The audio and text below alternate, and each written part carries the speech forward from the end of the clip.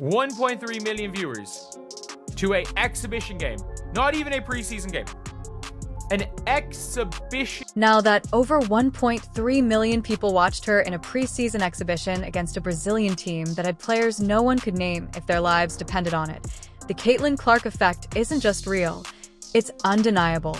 We're talking about 41 nationally televised games, opponents moving to NBA arenas specifically for her games, and she has Michael Jordan-level charisma and is arguably the most marketable female athlete on the planet right now.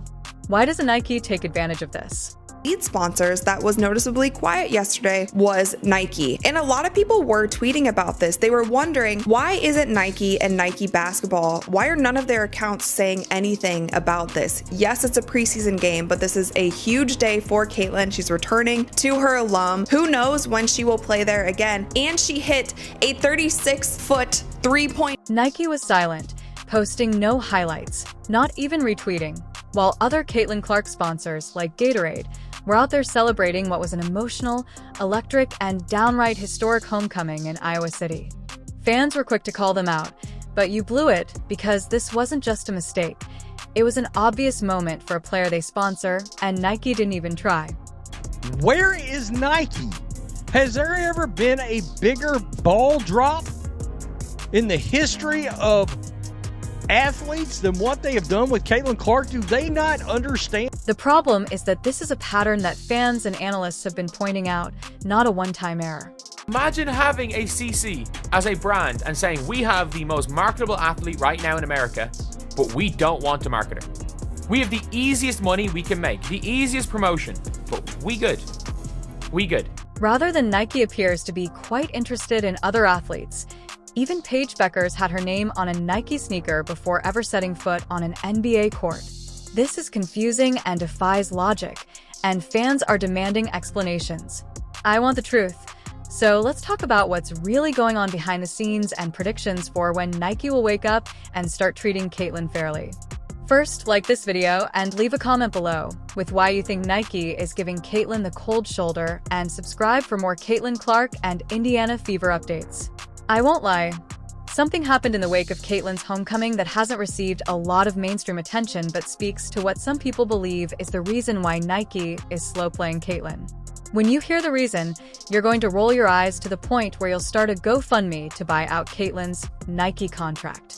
Fans now have a chance to grab a pair of signature sneakers from their star, Paige Beckers. And we've seen it. It's pretty cool. The date of this clip was February 2025.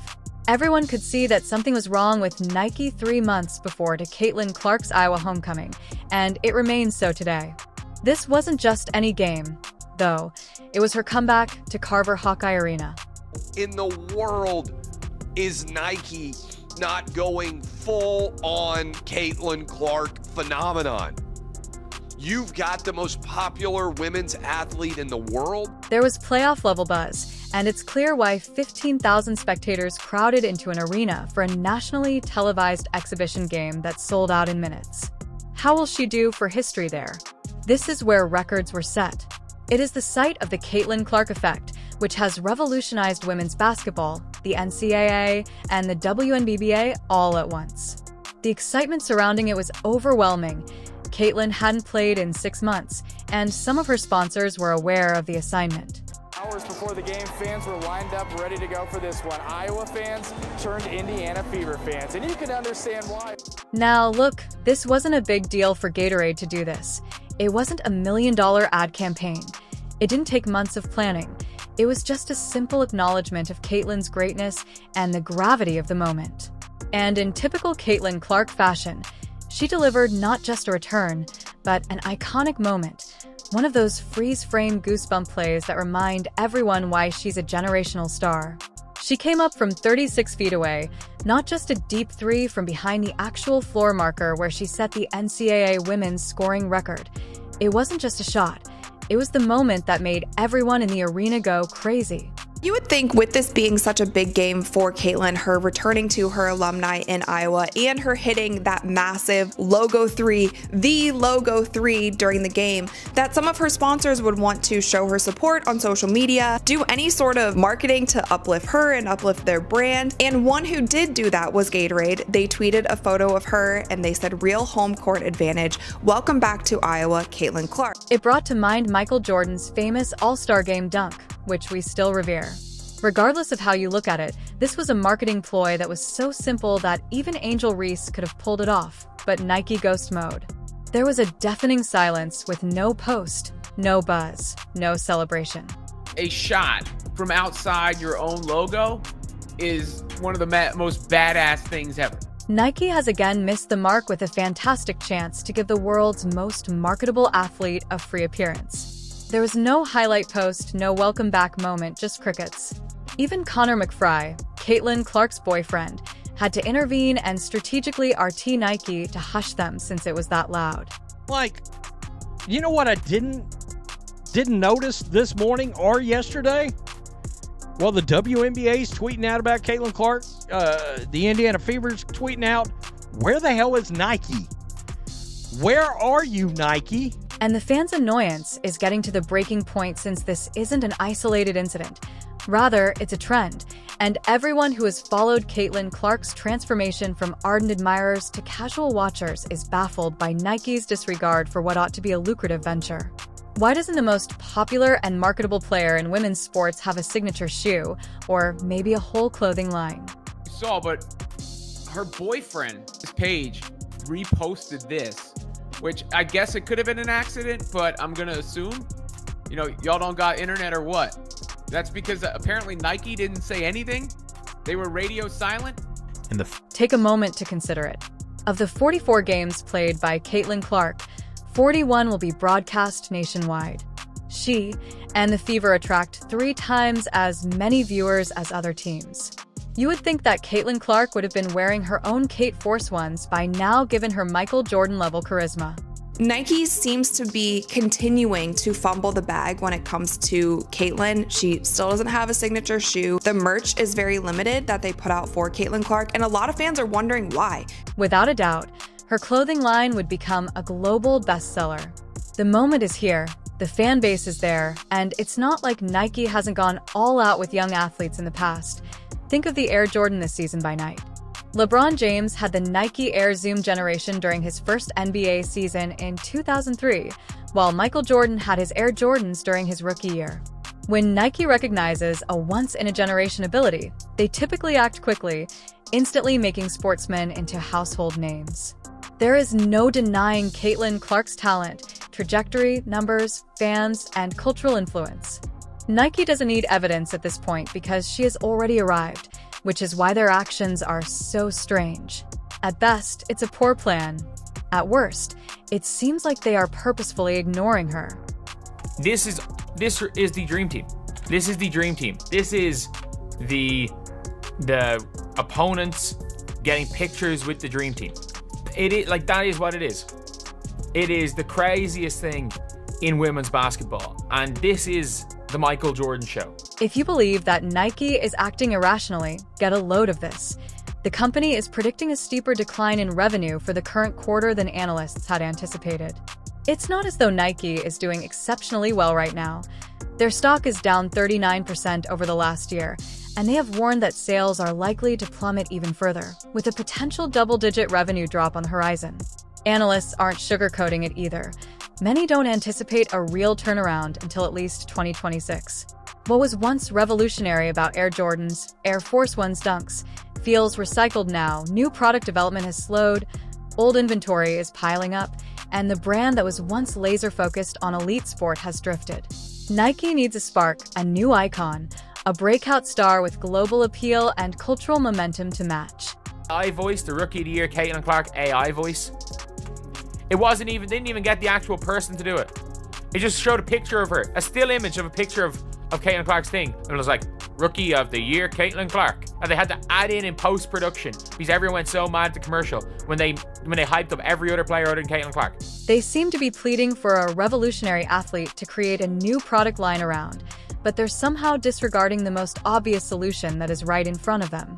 Clark, step back three, knocks it down! The real question here is why Nike, a company that prides itself on seeing the next big thing, would completely screw up with Caitlin Clark. Well, we might have an answer. This was the advertisement for the debut of A'ja Wilson's signature shoe, the A1, which was released the day before Caitlin Clark's homecoming in Iowa. 3 days later, Nike released a limited edition of A'ja Wilson's new shoe, which sold out in minutes. Could the timing of A'ja's shoe launch have prevented Nike from even mentioning Caitlin Clark? Well, there is typically a jealous fire where there is smoke. Actually want to buy Caitlin Clark Nike things. Why is Nike continuing to wait so long into her WNBA career when you could have put something out last year and it would have sold out? It doesn't make much sense. Consider how the NBA handled Caitlin during the previous season. She was a dominant player on the court, broke records, and led the league in assists as a rookie. But the league and the old guard refused to give her credit because of jealousy and resentment.